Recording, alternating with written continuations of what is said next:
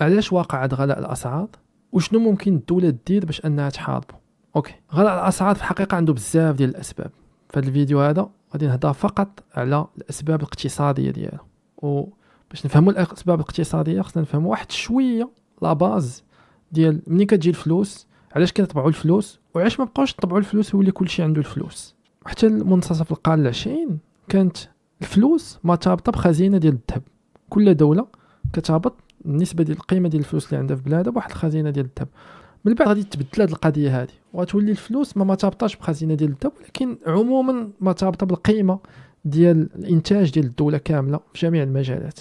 اذا في الحقيقه حتى حاجه ما كتمنع الدوله ديال المغرب باش انها تبقى تطبع في الفلوس، تطبع وتفرق علينا كاملين، ونوليو مرفحين ونوليو فرحانين وسعداء.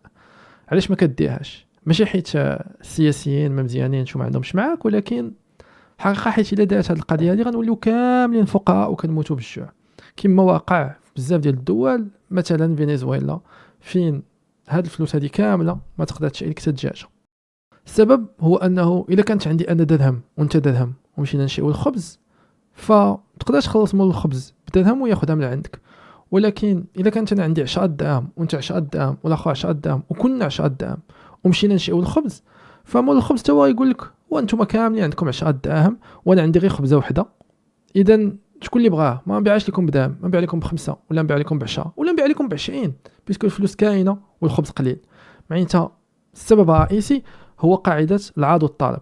الا كثر الطلب بزاف على شي ماده كيطلع الثمن ديالها، ولا كثر العرض بزاف ديال شي ماده كيهبط الثمن ديالها. المهم هادشي هذا كاملين نتوما عارفين. ولكن تخيل معايا بانه دابا جزء من هذيك الماده هو الفلوس. معناتها ديما كنشوفوا الخبز مع الفلوس، الحوت مع الفلوس، طوموبيل مع الفلوس، الدار مع الفلوس. معناتها الا كثر العرض ديال الفلوس فان القيمه ديال داكشي كامل الاخر غادي تطلع، حيت غيتولي الفلوس بحال بطاطا ممكن اننا نفرقوها. وهاد الظاهره هذه هي اللي كتسمى التضخم. اذا التضخم هو منين القيمه ولا القدره الشرائيه ديال الفلوس كتقلال، والتضخم كيقدر يوقع يا اما حيت العرض ديال الفلوس كثر، طبعنا الفلوس بزاف في واحد الدوله وما بقاتش عندها قيمه، يا اما حيت كاين مواد اللي طلب عليها كثر. مثلا نوقع كوفيد بنادم تسطى واحد شويه ولا كيتقاتل على بابي جينيك طلع عليه الثمن، وليتي كتشوف بابي جينيك باثمنه خياليه. واحد من الاسباب الاساسيه علاش واقع الغلاء ديال الاسعار حاليا هو هذا التضخم.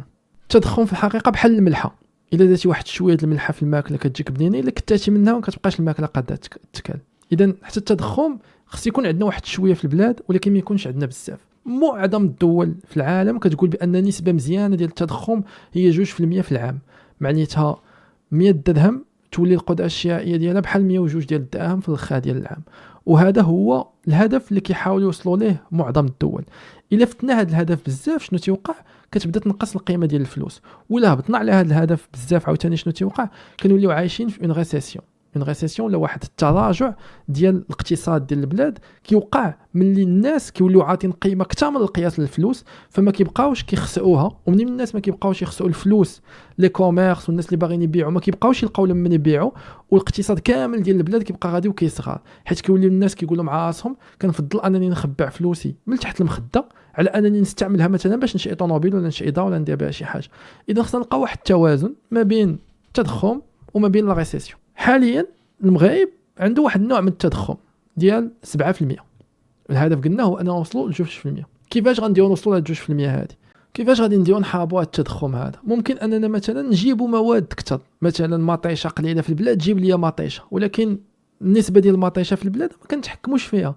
كاين جفافات، كاين مثلا الحرب في اوكرانيا اللي كتخلي بانه عده مواد فلاحيه ما بقاتش بزاف. كاين مثلا حتى الحرب في اوكرانيا مع واحد اخر اللي كتادي الاختلالات في الثمن ديال البترول. هادو حوايج خارجه على الطاقه ديال الدوله ديال المغرب ولا ديال اي دوله بوحدها باش انها تتحكم فيها. كاين واحد الحاجه وحده اخرى كتحاول ان ديها الدول، هي الضفع من نسبه الفائده. اوكي، الفائده هي الضريبه.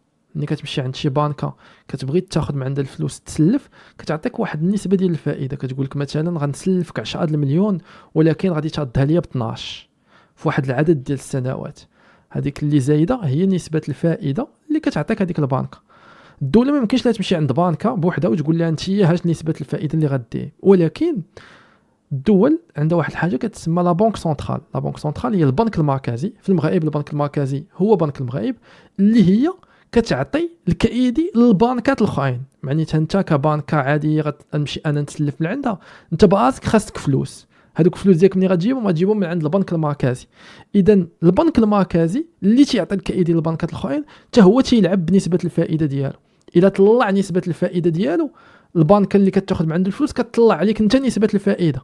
ولا طلعت عليك انت نسبه الفائده ما كتبقاش انت كتسلف، ولا ما بقيتيش انت كتسلف ما كتبقاش كتخسر الفلوس، ولا ما بقيتيش انت كتخسر الفلوس ما كتبقاش الحركه اوجه في البلاد، ولا ما بقاتش الحركه اوجه في البلاد كينقص التضخم. ولا نقص التضخم احنا حلينا المشكل. سهله يا نو سهله، حيت بصح كيديروا هاد الدول. هادشي مثلا اللي داتو المغرب، بنك المغرب طلع نسبه الفائده ل 3%. هادشي اللي داتو في امريكان السي بي اي غادي وكيطلع، وهادشي اللي داتو لا بنك سنترال اوروبيان وبزاف ديال البنوك. هادشي اللي كيديروا حاليا باش يحاربوا التضخم اللي هو تضخم عالمي. ولكن صعيبه، حيت ملي كتزيد عاوتاني تبقى تطلع في هاد نسبه الفائده كاينه اسك باش انك تمشي للجهه الاخرى. شنو هي الجهه الاخرى؟ هي لا ريسيسيون. معناتها بكثره ما انك تنقص من النسبه ديال التضخم تدخل البلاد في واحد التراجع اقتصادي. المشكل هو انه في 70 سنه الاخيره ما عمر ما مثلا البنك المركزي ديال امريكا اللي هو اكبر بنك ما حارب التضخم بلا ما يدخل البلاد في ان ريسيسيون. هادشي علاش لي زيكونوميست والناس حاليا تيقولوا بانه هاد المحاربه ديال نسبه الفائده هذه اللي كيديروا فيها فهي غالبا غادي تدخل عاوتاني البلدان في واحد التقلص ديال الاقتصاد. في المغرب حاليا بنك المغرب ابارامون قال مؤخرا بانهم ما غاديش يزيدوا من نسبه الفائده، اذا غادي تبقى في 3%. هادشي في الهضره اللي تنقول في جويلية ديال 2023. فغادي نشوفوا نتمناو بان هذه النسبه هذه تنقص التضخم بشويه بشويه، ولكن ما غنعرفوا التاثير ديالها ربما من دابا عام ولا اكثر. واخا يبان لك هذا الفيديو ربما شويه معقد، ففي الحقيقه هذه بطريقه جد مبسطه شنو كيوقع. كاين بزاف ديال الحوايج واحده اخرى ما هضرتش عليهم، ولكن نتمنى ان هذا الفيديو هذا يعطيكم واحد الفكره على اللعبه ديال التوازن اللي كتحاول الدوله انها ديرها باش انها في نفس الوقت تخلي الاقتصاد مزدهر وفي نفس الوقت ما تخليش ان البلاد تمشي في التضخم. شكرا وتهلاو.